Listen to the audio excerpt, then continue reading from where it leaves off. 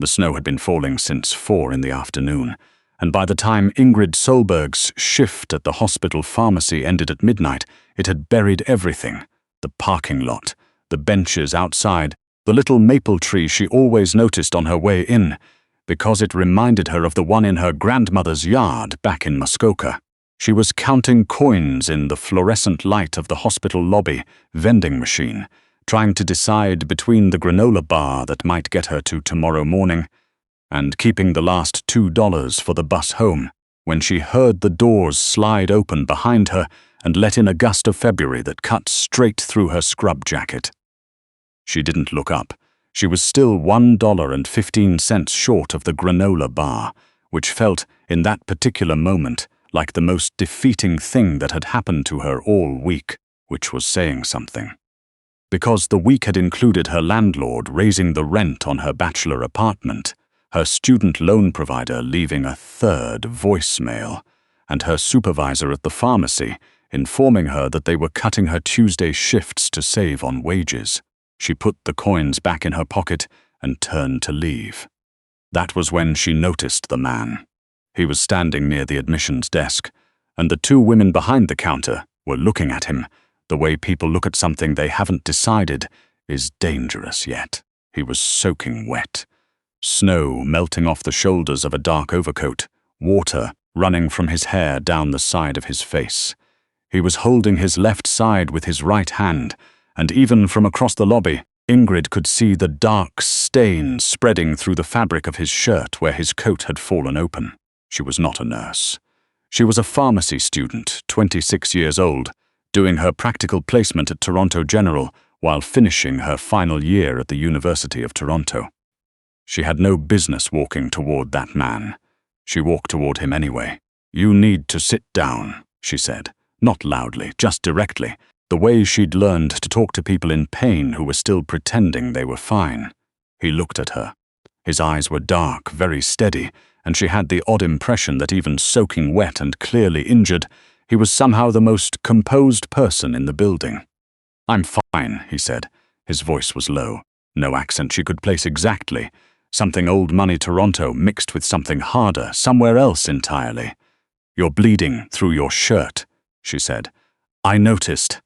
"How long ago did this happen?" He didn't answer.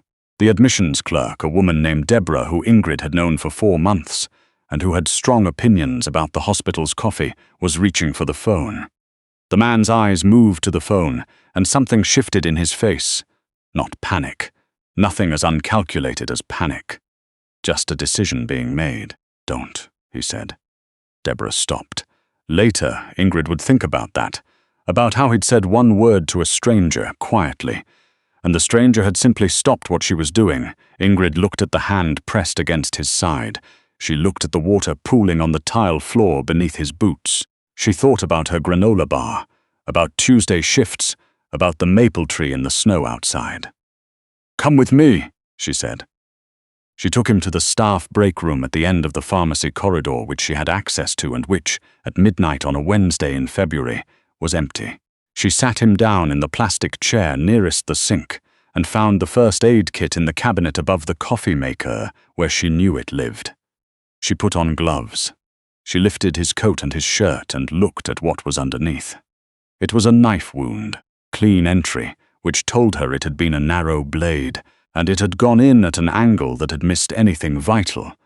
She was almost certain of that, though she said nothing to him about almost. He needed stitches, and he needed antibiotics, and he needed to explain himself to someone with an actual medical degree. But he wasn't going to bleed to death in the next 10 minutes, which was something. "This needs a doctor," she said. "I know, but you're not going to let me call one. Not tonight." She looked at him for a moment. He was watching her with that same steady attention, like she was a problem he was working through, or maybe like she was something else entirely, something he hadn't been expecting. There was a weariness in his face that seemed deeper than the injury, the kind of tired you didn't fix with sleep. "I'm going to clean it and close it as best I can," she said. "It'll hold for a few hours. Tomorrow you need to go somewhere proper, all right? And you're going to tell me your name." Something moved at the corner of his mouth, not quite a smile. Beckett, he said. She cleaned the wound. She closed it with the butterfly strips from the kit, and then went to the pharmacy supply room and got what she shouldn't have taken without a prescription. Gauze, medical tape, and a broad-spectrum antibiotic. She logged carefully under her own code. Because if she was going to do something she'd be expelled for, she was going to do it properly. She brought them back and finished the job, and he sat through all of it without making a sound. When she was done, he sat back and looked at her hands for a moment, then at her face. "You're a nurse," he said. "Pharmacy student." She peeled off the gloves. "Final year. Why did you help me?" She thought about that.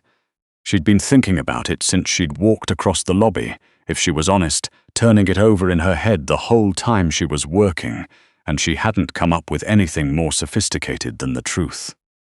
"Because you needed it," she said, "and I could." He was quiet for a long moment. "Ingrid," she said, because she figured she'd asked his name and it was only fair. "Solberg. Ingrid Solberg," he repeated like he was filing it somewhere. She pulled on her coat, picked up her bag, and told him to keep the wound dry and see someone in the morning. She left him sitting in the plastic chair under the fluorescent light, and she walked out into the snow, and she caught the last bus home, and she thought about him exactly once more that night. Just before she fell asleep, wondering if he'd actually done it, if he'd gone somewhere proper in the morning like she'd told him. She assumed she would never see him again. She was wrong about that. 3 weeks later, her pharmacy supervisor called her into the office and told her that an anonymous donor had paid off the outstanding balance on her university tuition account. The full amount, $42,000. Ingrid sat with that information for a long time. She didn't tell anyone. She went home and sat at her kitchen table in the dark for a while, and then she made herself a cup of tea and looked out at the street below. And she thought about dark eyes and a steady voice saying her name like it was something to remember. She should have been frightened. Looking back, she would wonder about that. Why her first feeling wasn't fear. Maybe she was too tired to be frightened. Maybe the exhaustion of the past 2 years, of working herself raw trying to make it through school, had used up whatever capacity she'd had for conventional reactions. Or maybe, she would think later, there had been something in the way he looked at her that her gut had registered, even if her brain hadn't caught up yet. Something that wasn't threat. She went back to her shift the next morning.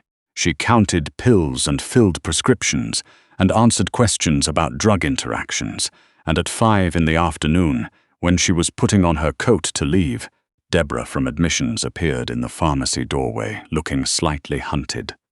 "There's a man asking for you at the front desk," Deborah said. He's She seemed to be searching for the right word. "Tall," she settled on, which Ingrid suspected was not the word she'd started with. He was standing near the same spot where she'd first seen him. Dry now, no snow, a different coat. He looked like a different person in daylight, except for the eyes, which were exactly the same. "Walk with me," he said. She walked with him. She wasn't sure why she did, later, except that she'd already crossed one threshold with this man and the second was somehow less daunting than the first.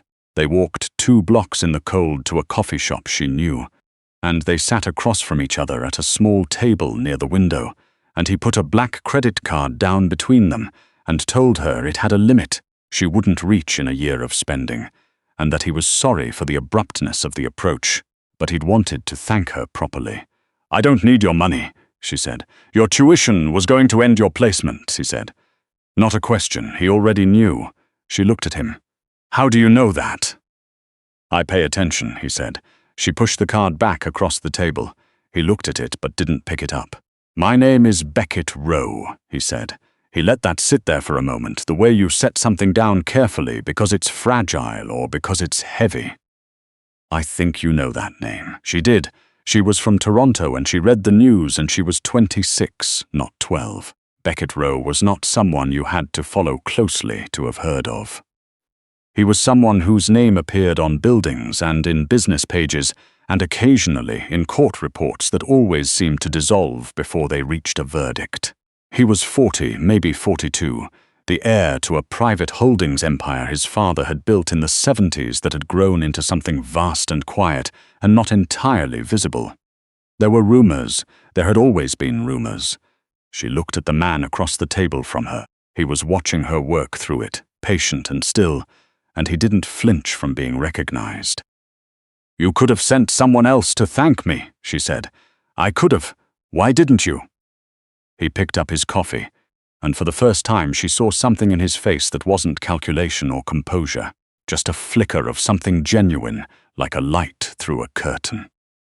"Because the last time someone helped me without wanting anything," he said, "I was 8 years old, and that was my mother." She didn't say anything for a moment. The snow was starting again outside the window. She watched it. "I'll accept the tuition payment," she said finally, "because I was actually going to have to leave the program, and I'm going to be a good pharmacist, and that matters. But I'm not taking the card." He nodded, once. Like that was the answer he'd been waiting for, and it had confirmed something. "There's something else," he said, "but I want you to have the choice to walk away first." She looked at him. "3 weeks ago," he said, "the people who put that knife in my side learned that someone at the hospital had helped me. They don't know your name yet. I've been making sure of that. But I can't guarantee that continues, and I think you deserve to know." The coffee shop was warm. Someone behind her was laughing at something. The snow kept falling outside. She thought about the walk across the lobby, about why she'd done it. She'd told him the truth, because he'd needed help and she'd been able to give it. She hadn't asked who he was, or what he'd done, or what it might cost her. She'd just helped. She wasn't sure she regretted it. That was the strange part. "Who are they?" she asked. "A family named Carruthers," he said. "They've been trying to take a piece of what I run for 2 years. They're not." He paused, selecting the word carefully. "The same kind of operation I am." "What kind of operation are you?" He looked at her steadily. "The kind that has rules," he said. "The kind that doesn't touch civilians. The kind that's kept a particular peace in this city for 15 years, and the Carruthers family has been trying to end that." She absorbed this. She was, she thought, remarkably calm. Maybe she was in shock. Maybe she'd already used up all her available alarm back in the pharmacy break room, kneeling on the tile floor, closing a knife wound at midnight. "So what are you asking me?" she said. "I'm asking if you'll let me keep you safe until this is resolved," he said. "Which may take some weeks. I have a house, a proper house, staff, room. You'd have your own space. You could continue your placement. I'd arrange transportation. You'd be free to leave whenever you chose. And if I say no, then I'll find another way to protect you, and I'll keep you informed, and I'll do everything I can without your cooperation." He set his coffee down. "But I'd rather you be where I can see you." She looked at him for a long time. She thought about what kind of person made an offer like that, laid out the choice that clearly gave the other persons the real option to refuse. She thought about what kind of person he must have dealt with all his life for honesty to have become a strategy. "I have a cat," she said. For the first time, something in his face went completely unguarded. Just for a second. "I'll send someone for the cat," he said. The house was in Rosedale, which she should have expected but somehow hadn't. A Victorian terrace on a quiet street with an actual garden behind it, still buried in snow. There was a woman named Mrs. Charbonneau who managed the house, and who showed Ingrid to a room on the 2nd floor that was larger than her entire apartment, and had a window seat that looked over the garden. And there was a man named Fenn who drove her to the hospital every morning in a dark car, and waited and drove her home, and who was very quiet and very large, and had the air of someone who was good at a number of things he didn't discuss. Her cat, an orange tabby named Gordon, was delivered the following evening in his carrier with his food and his water bowl and his specific blanket, all organized by someone she never saw. Gordon investigated the room thoroughly and found the window seat, and settled there as if he'd always lived in a Victorian house in Rosedale, and had simply been waiting for the appropriate address. She saw Beckett at dinner that first night. Mrs. Charbonneau set the table in the kitchen rather than the formal dining room, which Ingrid appreciated. And there was soup and bread, and the entirely normal conversation of two people who don't know each other well, but are trying to. He asked about her program. She asked about the city, about the parts of it she didn't know, and he told her about Toronto the way someone talks about a place they love but have complicated feelings about. He'd grown up in Forest Hill, he said. His mother had been a botanist. She'd died when he was 20. "I'm sorry," Ingrid said. "She would have liked you," he said, which was such an odd thing to say to someone you'd known for 3 weeks, that she didn't know how to respond to it. She figured out the rhythm of the house over the next few days.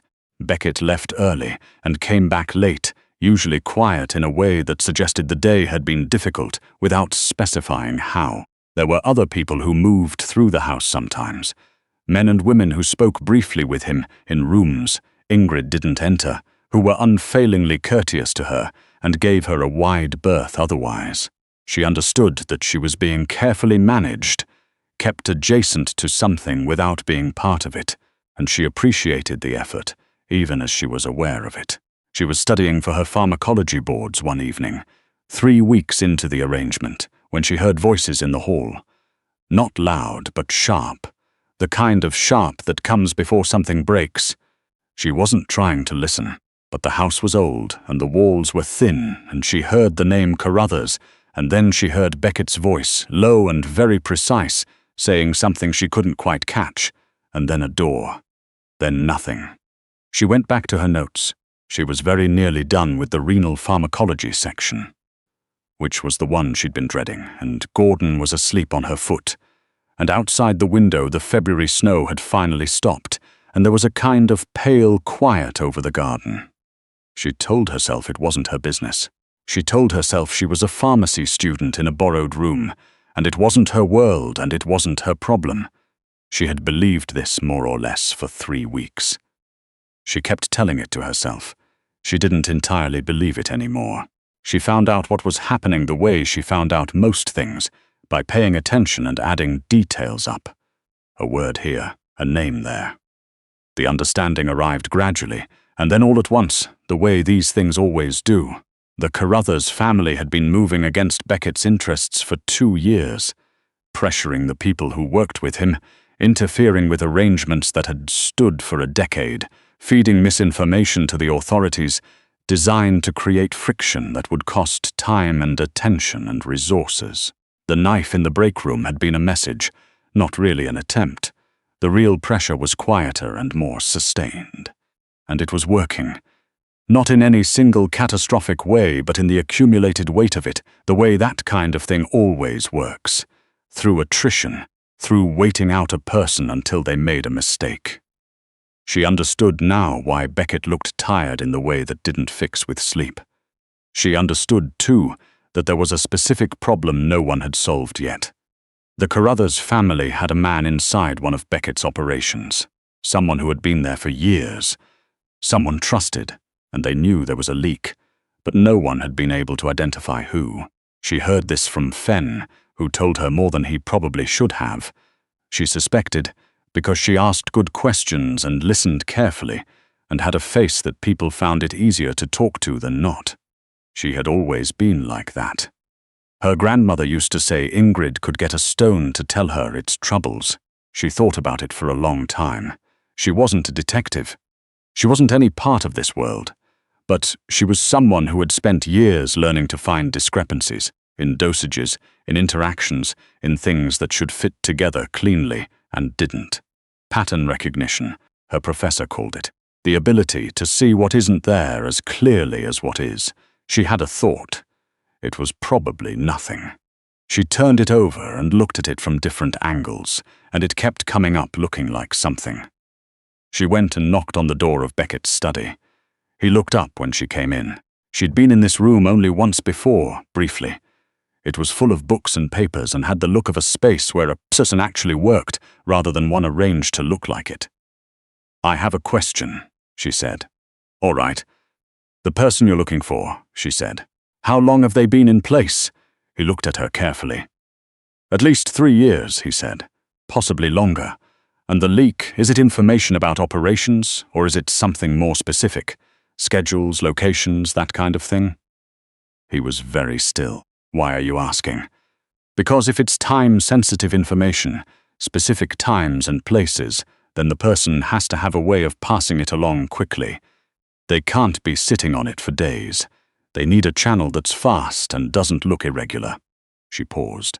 And most people, when they have something to communicate that they don't want noticed, they build it into something they already do. Something routine. He stood up slowly. "I'm probably wrong," she said. "What are you thinking?" he said. Not dismissing it, not humoring her, actually asking. She told him. It took about 10 minutes, and he listened to all of it without interrupting, which she was coming to recognize was how he listened to things he was taking seriously. When she finished, he was quiet for a moment. Then he picked up his phone and made a call, and said 3 sentences to whoever answered, and hung up. "We've been looking in the wrong place," he said. He looked at her with an expression she hadn't seen from him before. Something between surprised and she wasn't sure, not quite what she expected. "How did you see that?" "Pattern recognition," she said. "It's what I do." He looked at her for another moment. "Ingrid," he said. "Yes, you didn't have to do that." "I know," she said, "but you needed it and I could." She watched him recognize his own words coming back to him. She watched him almost say something and then decide on something else, and what he decided on was a kind of honesty she hadn't expected from him even now. "I've been trying to protect you," he said, "because you helped me when I needed it. That's true, but it's not the only reason anymore." He said it like someone reporting a fact, careful and clear. "I want you to know that. You deserve to know that." She stood in the doorway of his study with the snow finally stopped outside and the house quiet around them. And Gordon presumably still on the window seat upstairs, and she thought about the lobby 3 weeks ago, about the granola bar and the last $2 and the fluorescent light, and how entirely impossible it was to trace a line between that moment and this one. You couldn't plan for it. You couldn't anticipate what a single ordinary decision to walk towards someone who needed help might unfold into. She thought about what she wanted. She was 26. She had 12 weeks left in her placement and boards in April, and she was going to be a good pharmacist, and she knew that about herself with a certainty that had never wavered. That was hers, and it didn't change regardless of any of this. But there was also this house and this man, and the way the last 4 weeks had felt more like a life than the 2 years before them. "I know," she said. "I've been trying to figure out what to do with that. And I think," she said slowly, "that I'll finish my boards first." Something loosened in his face. The tired was still there. It would probably always be there, she suspected. It was built into the work, but something underneath it shifted. "And after," he said. She looked at him. She thought about what after meant, in this house, in this world, with this man who had rules and kept them, and had looked at her, from the first moment in the lobby, like she was someone worth paying attention to. "Ask me in April," she said. She went back upstairs. Gordon opened one eye when she sat down on the window seat beside him, determined that nothing required his attention, and went back to sleep. Outside, the winter garden was still and silver, and the streetlights made the snow look like something lit from underneath. She opened her pharmacology notes. She had 32 pages left in the renal section, and she was not the kind of person who left things unfinished. She was also, she thought, not the kind of person who walked away from something real just because it was complicated. She had learned that about herself 3 weeks ago, crossing a hospital lobby in the middle of the night toward a man who needed help and hadn't asked for it. She hadn't asked who he was before she helped him. She hadn't needed to. She still didn't.